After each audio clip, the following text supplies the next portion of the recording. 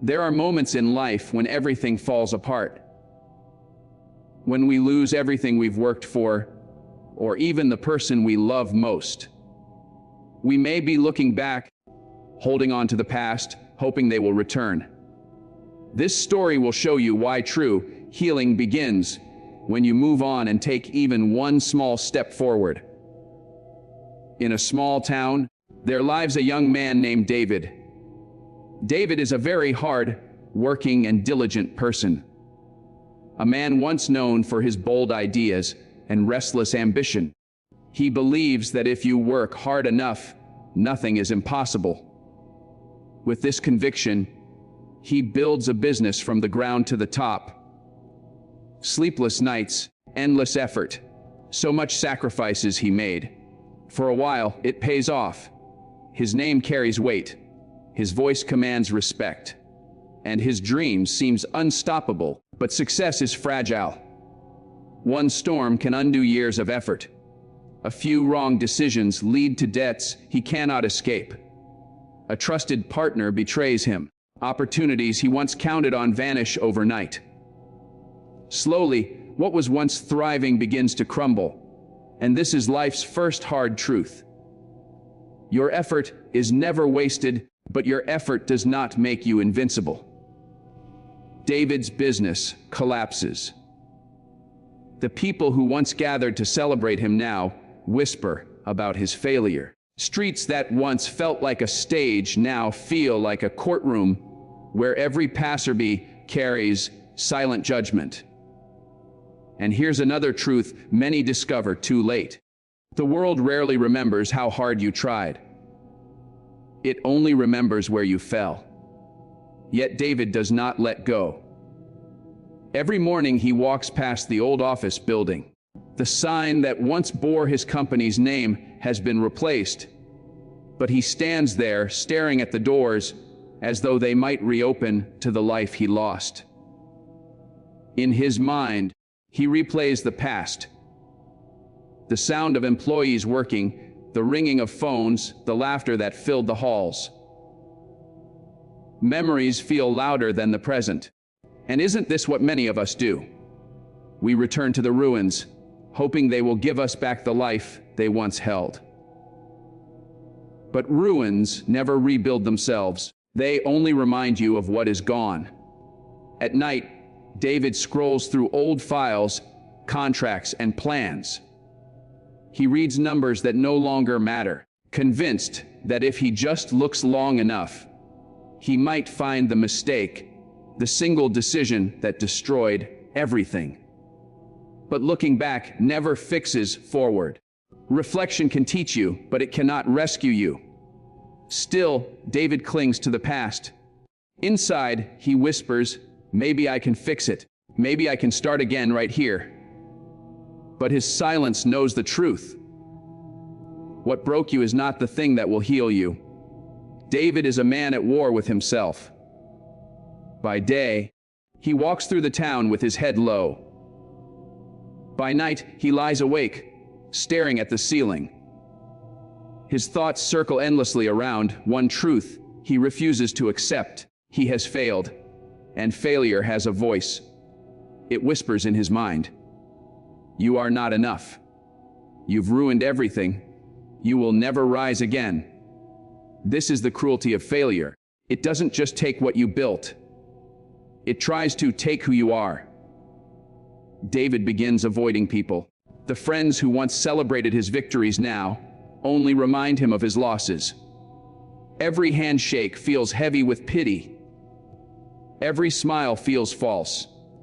He spends more time alone, replaying his mistakes, chaining himself to the what-ifs.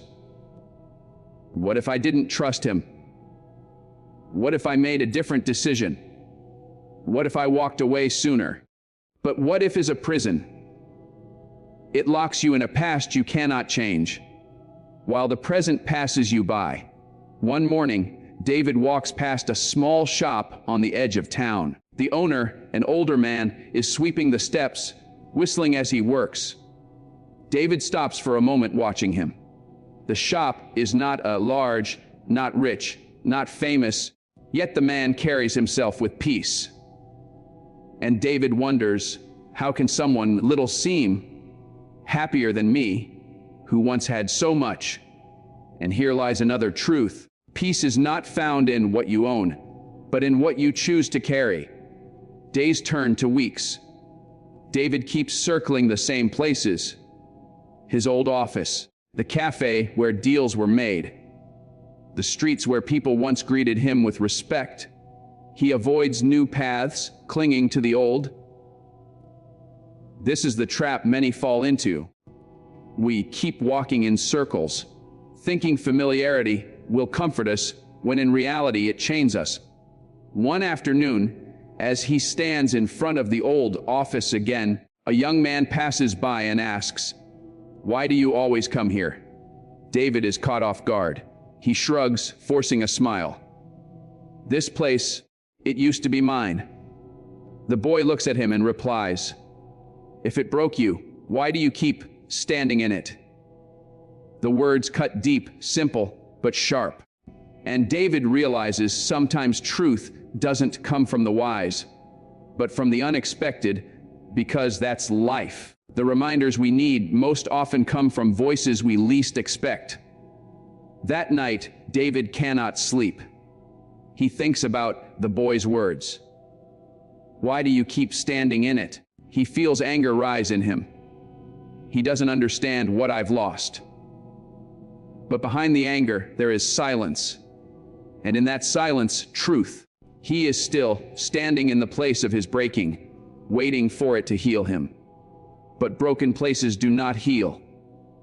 They only hold scars. And that's the hard truth. Life will not fix you where it broke you. Healing demands movement. Healing demands forward. Yet David is not ready. He tries to start small. He sits at his desk, notebook open, attempting to sketch new ideas, new ventures, but the page stays blank. His pen hovers, then drops. Fear grips him. What if I fail again? What if people laugh again? What if I am truly not enough? This is how fear works. It convinces you that trying again is more dangerous than staying stuck. So David closes the notebook. He returns to the cycle of staring at old contracts, walking past old buildings, living in old memories. He is alive, but not living. And isn't that the danger many of us face, to keep breathing yet stop moving? To exist in the shell of yesterday while the future waits untouched. One evening, rain falls hard across the town. David stands under the roof of a closed shop, watching the water hit the streets. He sees people rushing, running, moving forward despite the storm. But he stays rooted in place, frozen. And for the first time he admits to himself, I am not moving. I am stuck. That is the turning point, because healing begins not when you are strong, but when you are honest. You cannot rise until you admit you have stopped walking. The rain has stopped, but David still stands there, rooted beneath the shop roof, staring at the empty streets. For the first time, he admits it. I am stuck. And here is a truth many never reach. Healing begins the moment you stop pretending. As long as you hide behind excuses, progress cannot find you. The next morning, David visits an old neighbor, Mr. Illes, a retired teacher known in the town for his wisdom. Illes is sitting outside tending to his small garden, his hands rough with soil, but his face calm. David greets him quietly. I don't know why I'm here, he mutters, lowering himself onto the wooden bench beside the old man. Illes looks at him, then back at the flowers. Sometimes you don't come because you come because you're lost. David sighs, his voice is heavy. I failed. I built something I thought would last forever, but it collapsed. I can't let go of it. I keep going back.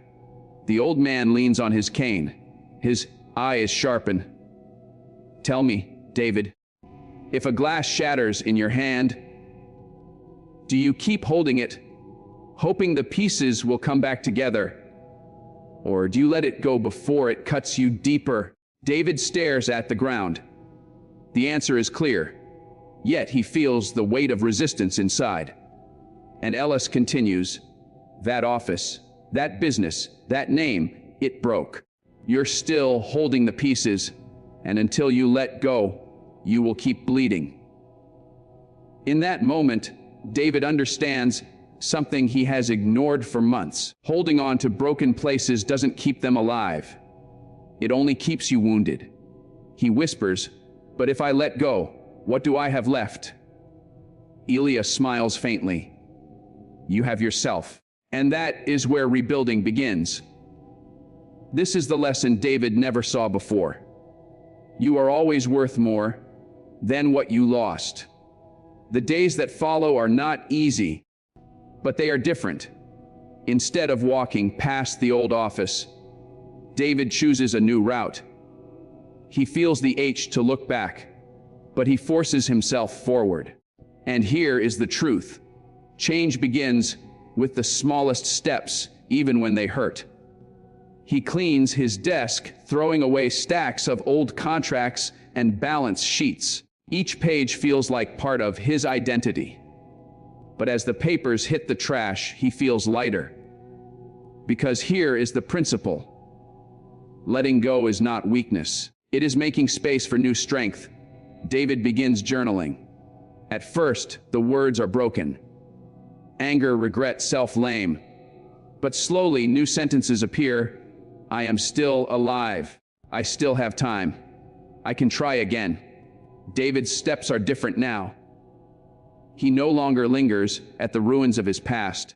Each day, he chooses to walk new roads, and slowly those roads begin to lead him somewhere unexpected. At first, he takes on small work, helping local shopkeepers, advising younger men with their ventures. His pride whispers, this is beneath you. You once led dozens, now you serve in shadows. But he ignores that voice. And here lies a hidden truth. Rebirth often begins in humility, not glory. Months pass. The small tasks teach him discipline again. The younger men he mentors begin to trust his wisdom.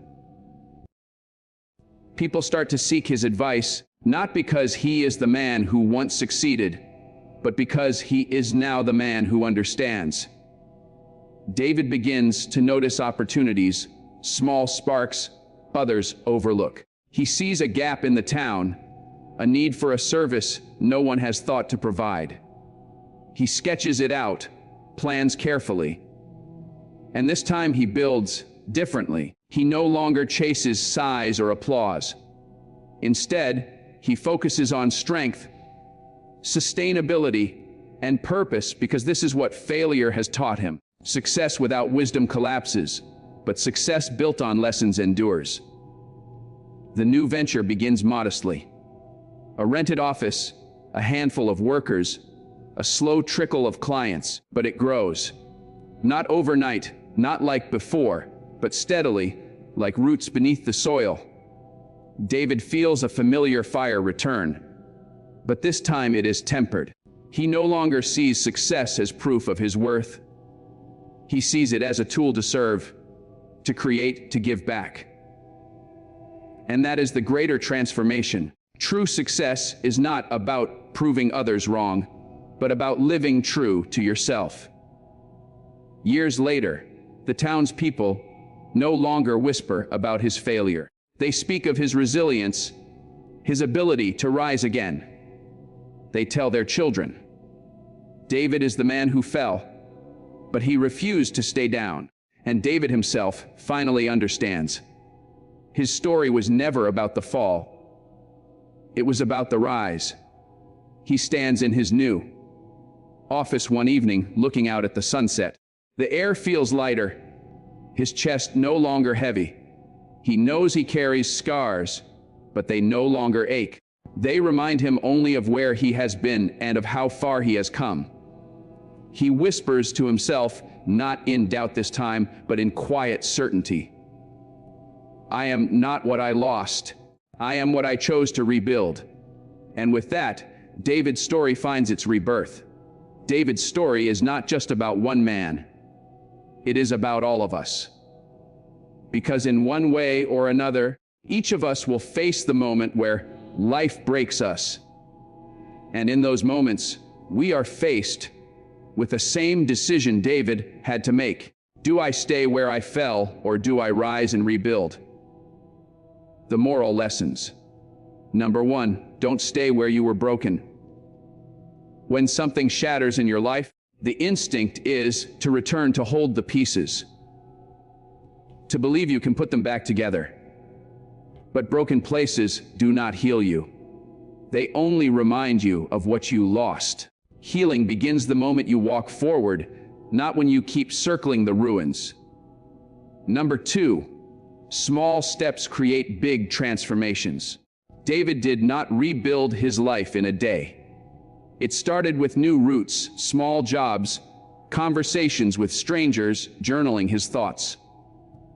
It felt insignificant, yet each step became a stone in the bridge that carried him forward.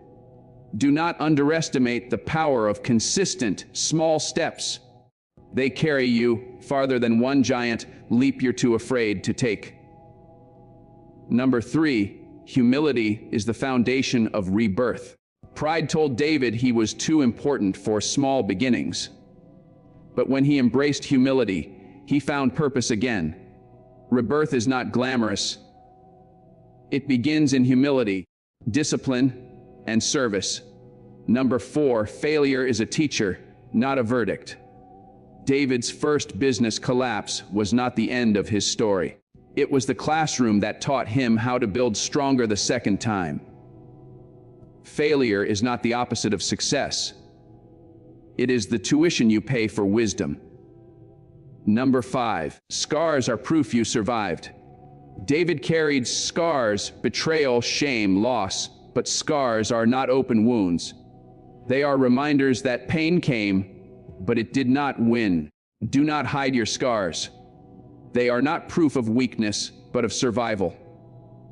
Number 6, your worth is greater than your losses. For a long time, David tied his identity to what he owned and what he built. When it collapsed, he thought he had collapsed. But he discovered his worth was never in his business. It was in his character. You are not what you lost. You are what you choose to rebuild. Number 7, true success serves not just shines. David's second business was not about applause or titles. It was about creating value, serving his community, and living with peace. That is why it endured. Build not to impress, but to impact.